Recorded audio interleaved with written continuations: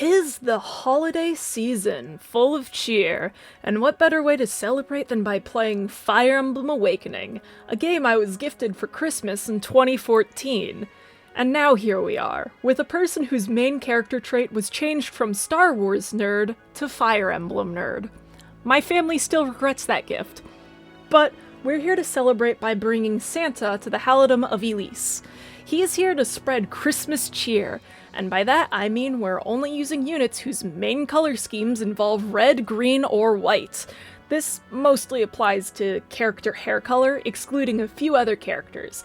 And if you disagree with the color choices here, I'm sorry, I don't know what else to say. Anyways, upon starting the game, we make our beautiful Santa and are immediately required to solo a map.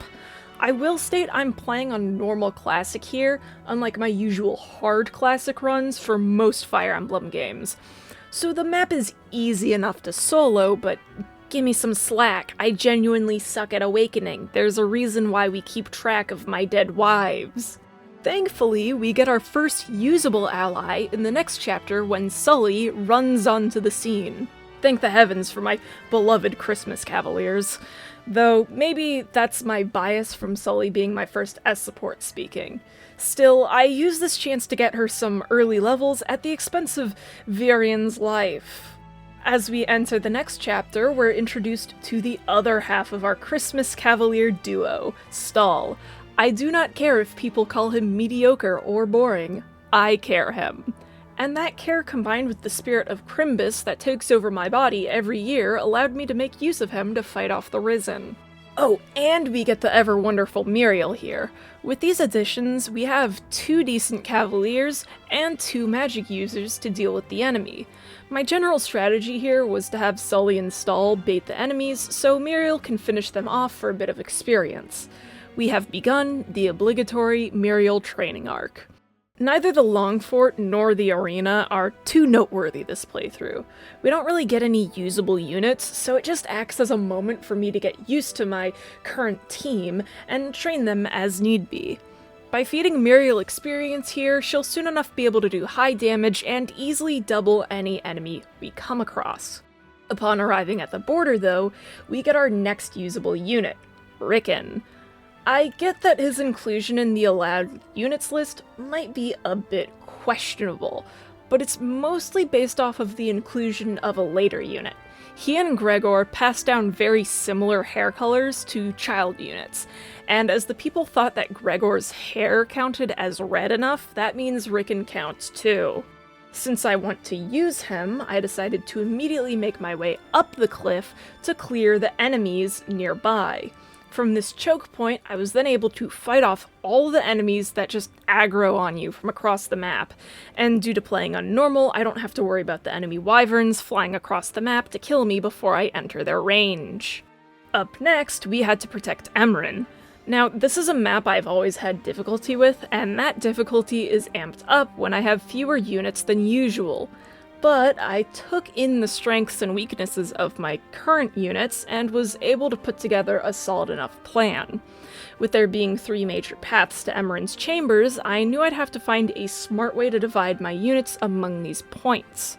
Sully would take the southern opening, being able to block it herself due to it being a 1-tile opening, and thanks to her decent speed, defense, and resistance, she'd be able to defend the point with little danger. Stall and Muriel would then take on the western opening. While Stall's resistance isn't phenomenal, I hoped his high HP, strength, and defense stats would allow him to hopefully survive a few turns before obliterating the enemy. Muriel could also provide a bit of chip damage as need be, even taking a few hits like a champ. As for the eastern path, I had Santa covering that area. He's essentially a one-man army as the Avatar character tends to be. He did also start with Rickon nearby, but Rickon's duty is more to assist Sully or Santa as need be, and the need was usually in the vicinity of Sully due to most of the enemies simply dying if they even chose to approach Santa. Valhart can also be a bit scary on this map, but he's not much of an issue when I always choose Resistance as my boon in Awakening. Res Boon, Magic Bane will always be my favorite Robin setup for this game, I'm not gonna lie. With the assassins dealt with, we head for Breakneck Pass. This is similar to the Border Pass map, where it's a lot harder due to enemy AI when playing on higher difficulties. But when you play on normal, that AI is turned off, which is to say, the wyverns here won't aggro on you unless you enter their range on normal, which makes it so much easier to protect Crom. Oh yeah, I haven't talked about that, but Crom is a required unit, and I haven't been able to use him as per my rules. While I could have installed a mod that removes Crom as a required deployment, I thought it'd be more interesting to finagle my way around protecting him. And since he'll stay at level 1, it's only going to be more dangerous with time. Oh, yeah, we also get Cordelia here. On this channel, we love and cherish Cordelia. And it's great we got her here thanks to the desert chapters that follow. The good thing about our current party makeup is that the various mages, along with Cordelia, allows us to move at a decent speed across the map, though it's still good to take slow so my cavaliers might keep up and protect them. And we also get Gregor and Noe here as usable units. As stated before, Gregor has been considered someone with red enough hair to pass, but he also has the green mercenary uniform. Noe may also be a bit of a stretch, but most everyone I asked about this considered Noe to count, whether due to the green tint to her hair or the green dragon form. Which, hey, I'm not complaining, free dragon. Oh, also, Santa promoted to a Grandmaster during this chapter. One day I will play this game without feeding 70% of the experience to the Avatar. Today is not that day. Though, I guess I'm feeding more like 20% of the experience to Santa, because honestly, as we head into the next chapter, most of my units have reached somewhere around level 15 in their base classes. Having a handful of units really means everyone's kind of powerful right now, so the chapter itself was easy enough. Emrin sees the power of Christmas in us, understanding what must be done, so she sacrifices herself to make an example, to reach the hearts of Plegians and teach them that Christmas spirit is about giving and selflessness. Despite being on the run, we then take a quick break to run across the continent to go pick up Anna now that she's available. After all, how do you think Santa's gonna be able to afford getting toys for all the children? I don't think he's got enough magic to just pull them out of thin air. Oh, also, she's nice to have as our first staff user. You know, it's nice when someone can heal my units. With that out of the way, we then kill every last one of them in Chapter 10. Despite Mustafa kind of asking us not to, but like, dude, free experience. I love you, man, but my birthright tendencies reign supreme. Having finally escaped Plegia as per the story, it's time to begin the final assault upon Gangrel and his army. I took my usual strat for this chapter, where Santa took on the eastern part of the map essentially solo due to his high resistance, making him the perfect mage killer. Everyone else, on the other hand, worked together to take on the enemy on the other side of the map. With Gangrel deleted from existence and the war brought to an end, the people came to understand the Christmas spirit. And so, there was much joy during the holiday season for the next 2 years, before a new foe appeared. Walhart began his attack, spreading beyond the borders of Valm as he desired to turn Christmas into a purely capitalist nightmare. There would be no spirit, only spending, and Santa simply would not let that stand, so he went on the defense to fight the invading threat to the holiday season. As we reach Port Ferox, we obtain a new usable unit, Shirsh. As a wyvern rider, she's pretty cool, and she comes with a hammer, which is of use during this chapter. Sadly, we can't use Crom, and this is the only arc of the game where I tend to find him useful due to his ability to use rapiers. Still, with such powerful units in my army, I'm capable of ignoring this slight setback. Afterwards, we meet a faker mall Santa, before being ambushed by some more Risen. As is the case with most maps, Santa kind of goes out on his own while the rest of my army fights for their goddamn lives. The boat chapter caused some concern, but it was mostly fine thanks to having 2 flyers. Being able to handle the enemy Pegasus Knights before they do anything here is really just the way to win. Especially when you have two strong but still squishy mages and a Henry that you need to protect. The funny little farmer map is nothing of interest, but it is followed by the military map. This wonderful little map was the beginning of my career as a wifeless wife guy, so clearly I would lose Shirsh, who agreed to be my Mrs. Claus just before starting the chapter. However, such was not the case because, as I said before, I'm playing on normal, the only difficulty where enemy reinforcements show up at the end of enemy phase instead of the beginning. So no, a bow knight did not spawn and instantly kill my wife or something. The following Pharos chapter was easy, even when I didn't prevent the reinforcements from existing, which we then followed by recreating that one "this is fine" meme with Crom, after which I promptly picked up my daughter before moving on to one of the more difficult chapters of the Valm arc. Now, I would have loved to absolutely destroy Walhart's army here, but the enemy here is pretty strong. I think wiping out the enemy could have been possible with the team I have, but adding the need to protect a level 1 Crom to that equation threw that idea out the window. If an enemy even looks at him, he will die. Once I took in the situation upon starting turn 2, I recognized that fact. So I threw Santa into Walhart's range, knowing it would instantly aggro him. That just meant my units had to survive protecting Crom through enemy phase, and once turn 3 began, I could end the chapter by dealing the killing blow on Walhart. The following chapter was then like a lot of other chapters. Santa went on a little family excursion with Shirsh and Morgan, while the rest of my army fought for their goddamn lives. Now, my army isn't necessarily made up of bad units.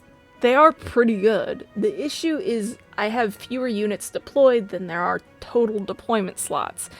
And as I said before, I have to protect Crom, which leads to me playing a lot more defensively than I normally would, which kind of messes with me. But it worked out as everyone was able to regroup on the other side of the map near Walhart so they could take him down together. With Capitalism defeated, we've temporarily protected the Christmas spirit.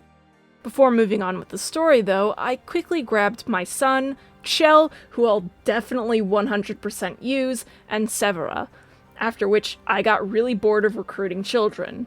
I'm sorry to the Nah and Laurent lovers.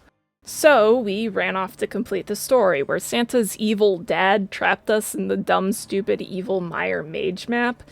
That's not to say this map is awful, it's completely fine most of the time. After all, the damage Meyer does is easy to work around, and the mages who have it equipped don't necessarily have the best hit or speed stats.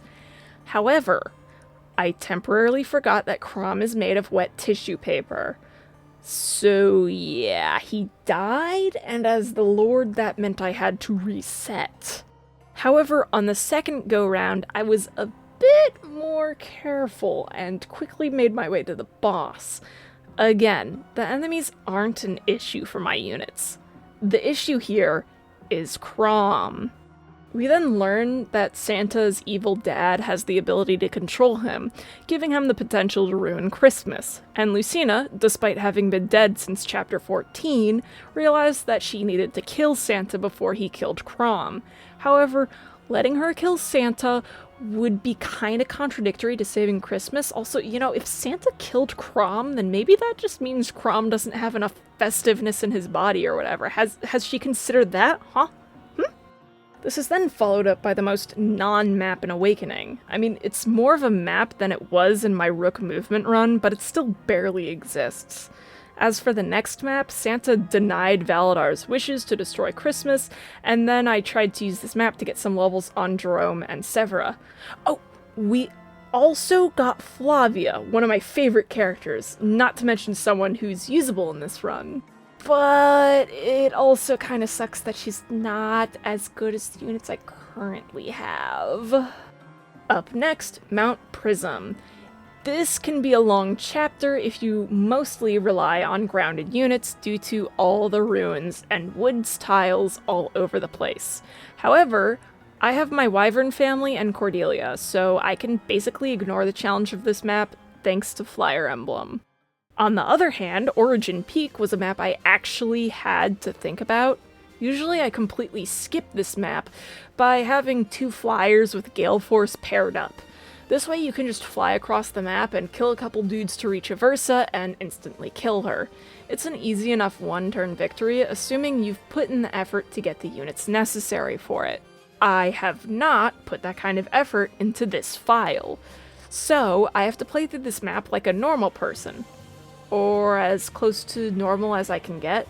Now, the biggest issue with this map is it splits into 2 halves with a cliff separating them in the middle. I'd say that it'd normally be fine to simply focus on one side of the map, but I wanted to make extra certain no enemy could reach and kill Crom. So I sent Santa and Gregor down the western path with a bit of assistance from Rickon and my flyers, and everyone else would work together while taking the eastern path. Though Cordelia would be somewhat separate from these 2 groups, going down the center of the map while assisting both sides. Her purpose was to clear away the Mire mages to keep Crom safe, while slowly making her way to Aversa. Once she was far enough, I could ignore my defenses and rush Cordelia over to the boss, finishing this map. All that remains is Grima, a map that I normally just rush through since dealing with the reinforcements usually seems like a waste of effort. The problem is that if I ignore these enemies, they will kill Crom.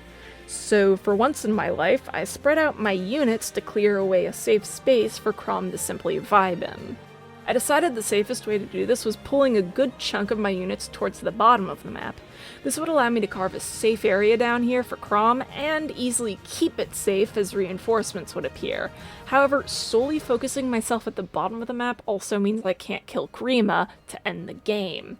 So, at the same time, I sent some of my strongest units to rush towards Grima. Most important of these is Noe because of her amazing stats.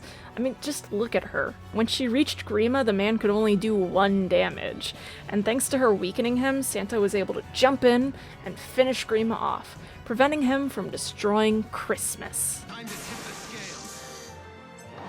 You're finished.